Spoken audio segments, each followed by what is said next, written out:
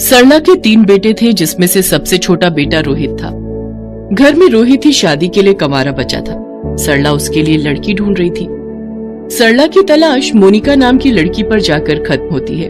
मोनिका दिखने में बेहद खूबसूरत थी, साथ ही दहेज में ढेर सारा सामान भी लाने वाली थी, जिस वजह से सरला मोनिका को बहुत प्यार करती थी। ऐसे ही समय बीतता है।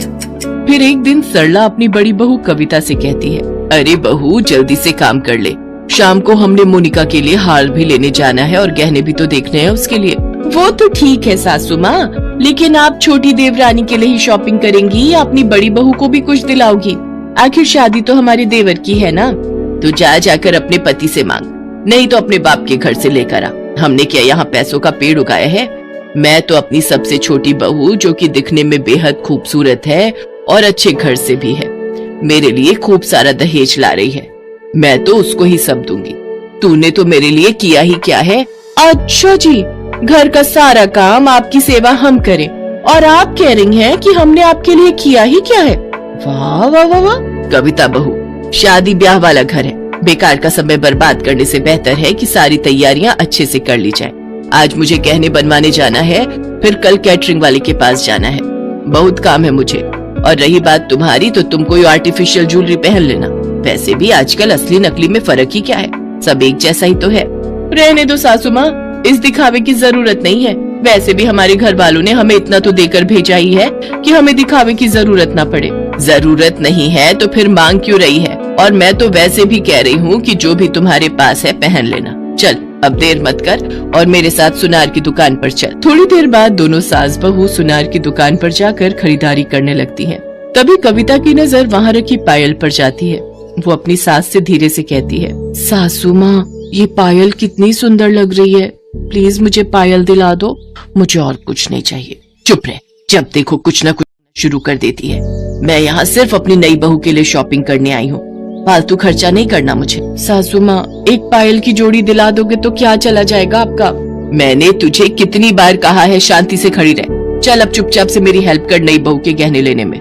मैं तुझे यहाँ इसीलिए लेकर आई हूँ, और अगर तू मेरी ये हेल्प भी नहीं कर सकती तो तू यहाँ से जा सकती है। अकेले ही शॉपिंग कर लूंगी मैं। बेचारी कविता अपनी सास की बातें सुनकर चुपचाप खड़ी रहती है। शॉपिंग करके जब वो दोनों घर आती हैं, तो सरला की मंझली बहू तारा उससे कहती है, सासू माँ, जब आप घर पर नहीं थी ना, तो एक साड़ी वाला आया था और आपको पता है उसके पास बहुत सुंदर कलेक्शन था।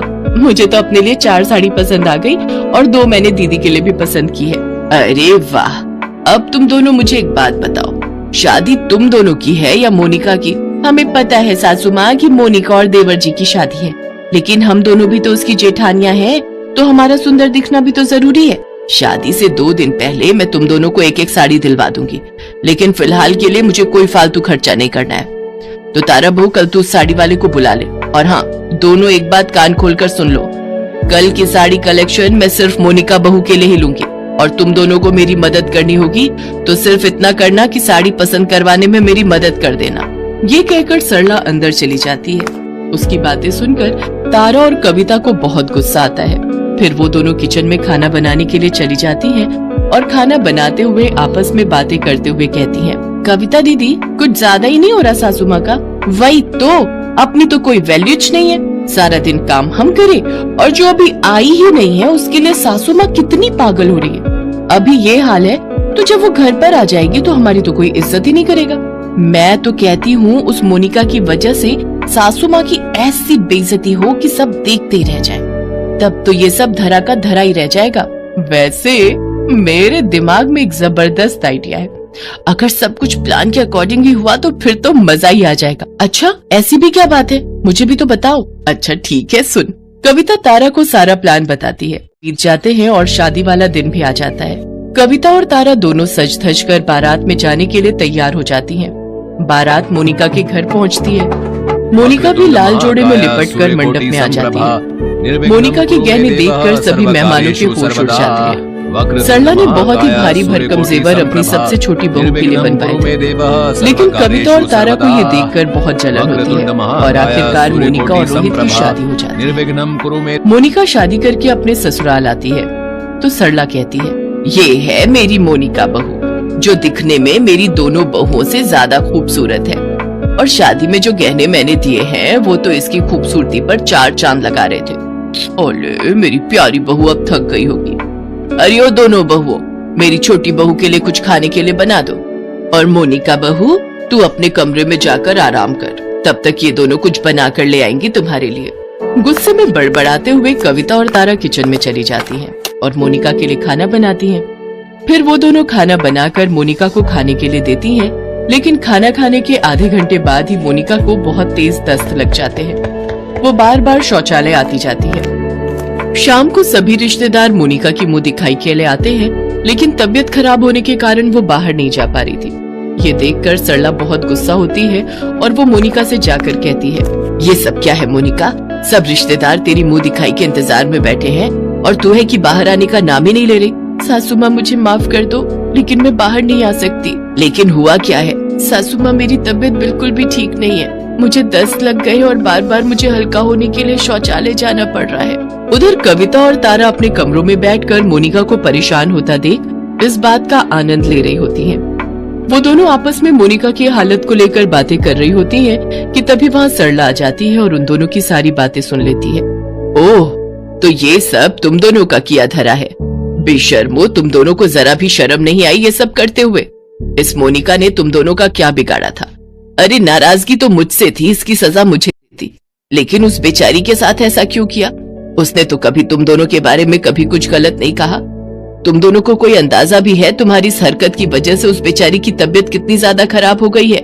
इसके बाद सरला मोनिका की मुंह दिखाई कुछ दिनों के लिए टाल देती है और डॉक्टर को बुलाकर मोनिका को दवाई दिलवाती है। हफ्ते भर बाद मोनिका पूरी तरह से ठीक हो जाती है। कविता और तारा को अपनी गलती का एहसास होने लगता है और फिर वो दोनों मोनिका से माफी मांगती हैं। फिर वो सभी हंसी खुशी एक दूसरे के साथ रहती हैं।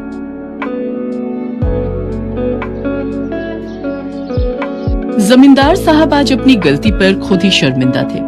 आज उनके घर की इज्जत पर दाग लगते लगते बच गया। चौधरी साहब, हमने ब्लैकमेल करने वाले दोनों गुंडों को पकड़ लिया है। वो गुंडे वीरपुर गांव पर बहुत समय से नजर रखे हुए थे और वो ये भी जानते थे कि वीरपुर गांव की औरतें खुले में नहाती हैं। पर हमें खुशी है कि आपकी छोटी बहू सुधा ने जो हिम्मत दिखाई और उन बदमाशों के खिलाफ हमारी पुलिस थाने में रिपोर्ट लिखवाई, उसकी हमें दाद देनी होगी। अच्छा चौधरी साहब, मैं चलती हूँ, नमस्ते। मैंने आपको कितनी बार समझाया था, घर की बहुओं का खुले में नहाना ठीक नहीं, पर आप नहीं माने। अब कुछ भी हो जाए, मैं अपनी बहुओं के लिए घर में गुसल खाने की व्यवस्था जरूर करूंगी। वीरपुर गांव जहां घरों में गुसल खाने की व्यवस्था नहीं थी, इसलिए गांव की औरतें खुले में नहाने को मजबूर थी। अरे नई बहू, सोकर उठी नहीं क्या? स्नान के लिए नदी पर जाना है। बड़ी भाभी, नहाने के लिए नदी पर? लेकिन यूं खुले में नहाते हुए कोई देख लेगा तो? हाँ सुधा, इस गांव में औरतें खुले में ही नहाती हैं और वैसे भी गांव के लोगों को पता है कि जिस समय गांव की औरतें नदी पर नहाने जाती हैं, उस समय गांव के मर्द नदी के आसपास भी नहीं फटकते। अच्छा अब देर मत करो, वैसे भी नदी किनारे इस समय सुनसान होता है, हम जल्दी से नहाकर आ जाएंगे। मालिनी और सुधा नदी पर नहाने के लिए जाती हैं। गांव की बहुत सी औरतें पहले ही नदी पर नहा रही थी। सुधा को बहुत शर्म आ रही थी। मालिनी भाभी, ये तो बहुत अजीब लग रहा है, अगर किसी ने हमें देख लिया तो हमारी इज्जत तो मिट्टी में मिल जाएगी। अरे काहे का शर्मा रही हो बहू रानी? हमें इतने साल हो गए, आज तक तो हमें किसी ने देखा नहीं, तो अब कौन देखेगा? चौधरी साहब से सब डरते हैं, इसलिए नदी किनारे कोई मर्द नहीं आता, सिर्फ औरतें ही नहाती हैं। सुधा को बहुत अजीब महसूस हो रहा था, पर वो करती क्या? मजबूरी में उसे मालिनी और बाकी की गांव की औरतों के साथ नदी में उतरना ही पड़ता है। बड़ी मुश्किल से सुधा नदी में नहाकर घर आती है। अब तो रोजाना ही वो मालिनी और बाकी की गांव की औरतों के साथ नदी पर नहाने लगी। धीरे धीरे जब सुधा को लगा कि सचमुच नदी के आसपास सिर्फ औरतें ही आती हैं, तो वो थोड़ी बेफिक्र हो गई। पर एक दिन जब सब बहुएं नदी पर नहा रही थी, मालिनी भाभी, लग रहा है कोई हमें देख रहा है। नहीं तो तुम्हारे मन का वहम है, लगता है तुम्हारा डर अभी तक नहीं गया है। चलो जल्दी से नहा लो, फिर घर चलते हैं। अगले दिन भी सुधा को ऐसा ही महसूस हुआ। मालिनी भाभी, मैं कह रही हूँ ना कि कोई है जो हमें देखता है, मुझे बार बार गलत महसूस नहीं हो सकता। अरे बहू रानी, तो तुम बेकार में ही डर रही हो। किसी की इतनी मजाल नहीं जो हमें नहाते हुए देख ले। और ये सच था। गांव वालों की इतनी हिम्मत नहीं थी कि वो गांव की बहुओं को खुले में नहाते हुए देख ले। तो आखिर कौन था जो उन सबको खुले में नहाते हुए देख रहा था? अरे यार मगन, ये गांव तो बहुत बढ़िया है यार। तूने बिल्कुल सही जगह का पता लगाया बे। खुले में नहाती इन गांव वालों की बहुओं के हमने बहुत ही बढ़िया फोटो अपने फोन में निकाल ली है बे। वही तो, मैंने बिल्कुल सही गांव का पता लगाया ना। अब इन फोटोओं का इस्तेमाल करने का सही समय आ गया बे। गांव के चौधरी की दोनों बहुएं भी उन औरतों के साथ ही नहाने आती हैं। चौधरी की बहुओं को ब्लैकमेल करके अच्छे खासे सोने के जेवर और रुपए ऐंठ लेंगी। और तू तो जानता ही है, ये गांव की भोली भाली बहुएं शर्म से किसी को कुछ नहीं बताएंगी। तो ठीक है, किसी दिन रास्ता रोककर ये फोटोएं उन्हें दिखा देते हैं। तो देर किस बात की है? कल दिन में जब वे दोनों नहा कर जा रही होंगी तभी रास्ते में उन्हें पकड़ लेंगे। अगले दिन मालिनी और सुधा नदी पर नहाकर जब हवेली की तरफ जा रही थी तो नदी से थोड़ी दूरी पर जगन और मगन नाम के उन बदमाशों ने उनका रास्ता रोक लिया और उन दोनों को फोटो दिखाने लगे। दोनों बहुएं डर गईं। अब अगर तुम दोनों नहीं चाहते कि ये फोटो गांव में हर कोई देखे या फिर गांव से बाहर और भी जगह ये फोटो पहुंचे, तो जैसा हम कहते हैं वैसा तुम दोनों करोगी? नहीं नहीं, हमारी ये फोटो किसी को मत दिखाना। तुम्हें क्या चाहिए हमें सीधी तरह बता दो। अगर तुम चाहती हो कि हम ये फोटो किसी को न दिखाएं और अपने फोन से हटा लें, तो कल दोपहर तक 2 लाख रुपए नकद और सोने के जेवर एक बैग में भरकर तुम दोनों हमें ला कर दोगी। उसके बाद हम यहाँ से चले जाएंगे। ठीक है, तुम चिंता मत करो। हम कल दोपहर तक तुम्हारी ये मांग पूरी कर देंगे। पर तुम तब तक ये फोटो किसी को नहीं दिखाओगे। मालिनी पूरी तरह घबरा चुकी थी। वो दोनों घर लौट आती हैं। मालिनी भाभी, हम ये गलत कर रहे हैं। अन्याय के सामने झुकना कायरता है। हम अन्याय को छूट दे रहे हैं। उन मुजरिमों को सजा मिलनी चाहिए। उनकी मांगे पूरी करके तो हम उन्हें और बढ़ावा दे रहे हैं। आज वो हमारे साथ ऐसा कर रहे हैं, कल किसी और के साथ करेंगे। ये सरासर गलत है भाभी। तो हम कर भी क्या सकते हैं सुधा? हमारी फोटो बदमाशों के पास है। हम ये बात किसी से नहीं कह सकते।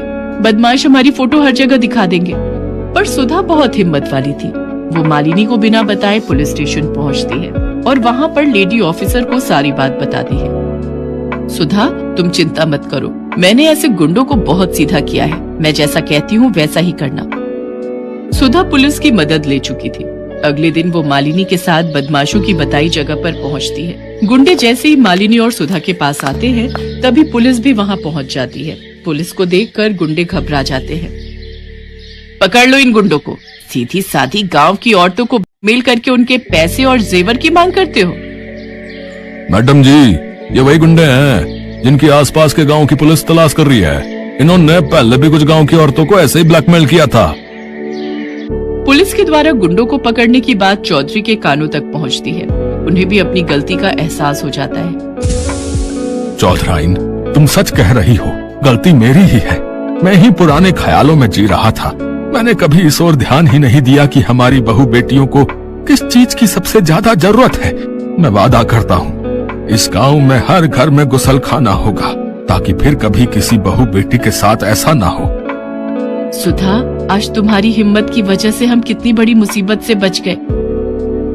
भाभी, ये तो मेरा फर्ज था। मुझे खुशी है कि आज मैंने जो हिम्मत की उस कारण इस गांव की बहुओं को अब खुले में नहीं नहाना पड़ेगा। गांव की इज्जत अब सुरक्षित रहेगी। वीरपुर गांव की औरतें सुधा की बहुत तारीफ करती हैं।